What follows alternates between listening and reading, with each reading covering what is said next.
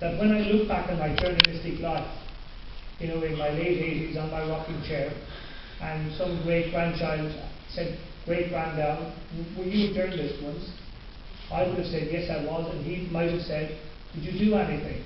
And I would have said, well, there was a guy called Lance Armstrong who won the Tour de France 7 times and who people still regard as the greatest cyclist ever. Well, I spent a lot of time trying to prove he was a cheat, and I didn't succeed, but it was the best thing I ever did. That's how I would have felt about it. I knew that's how I would feel about it. I knew it was the right thing, and I didn't need the right result to convince me it's the right thing. But your grandchild is going to feel a lot better than mine. Yeah. You don't run from the truth, you're going to get caught. No, that's right. You said I don't believe you that.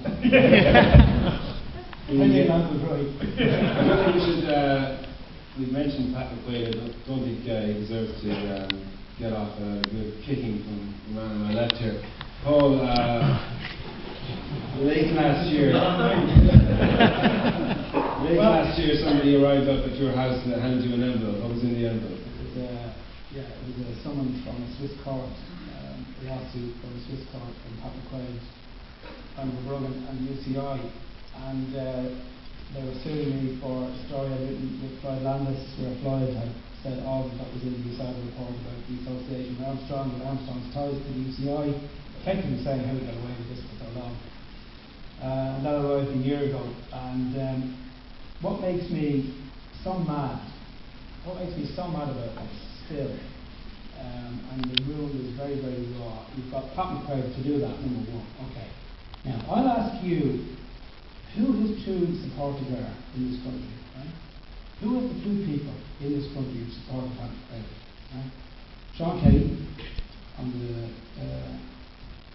Sports News programme about 5 weeks ago, and Stephen Roach this weekend. Someone's got to explain that to me. Someone's got to explain that to me.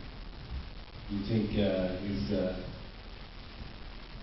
an awful lot of information that's yet to come out about Pat McQuaid, that what you're suggesting? Well, I'm asking, what does it say about the sport, given everything that's happened, when you've got two of our so-called greatest champions, who are still prepared to back the guy rather than back the truth? And for me, that's unforgivable. I put Stephen Roach's portrait off my wall a long time ago, but on the morning after that interview we gave to the Morning Earl with Kelly, which was just after Armstrong had been caught, and Kelly went on Morning Earl saying, Pat McQuaid is the man to lead us forward, knowing that I was being sued by this guy, knowing full well the role this guy's played in it, I didn't to do that. I went upstairs, and how I didn't actually pick it off the wall and smash it to pieces, I don't know. I was so mad. And I think that they're an absolute disgrace, both of them. And I think it's awful. It just makes me so mad. If Kelly opens his mouth and criticises McQuaid, does he then not have to come out and say, confirm his history of doping? Well, I gave Sean a lot of credit in 1990 when Rough Rider came out, because he kept his mouth shut. He didn't say anything. And Roach went on the attack straight away, taken to court, we're going to sue Kimmage, Vegas. Sean said nothing, and I said, well, thanks Sean. That actually did me a big favour at the time. Yeah. Because already, he could have made life a lot more difficult for me. Why can't he keep his mouth shut now? He actually maintained that policy right through. I mean, it was actually embarrassing. Anyone listens to your sport over the years, whenever there's been any sort of doping controversy, you've got David Harmon there, and he's in the comment. Sean, what do you think? He didn't say anything.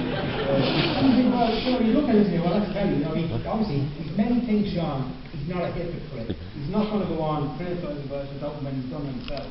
He's been done for himself. But you understood the silence. What I didn't understand was the morning after Armstrong did, he's on board giving out about Armstrong and then back on Pat McQuaid. I can't explain to you, I'm afraid, Paul. Okay. Right. I'm doing well under that one. Listen, we've reached the end of the interview section of the night, and I hope you think that both these guys have been worth the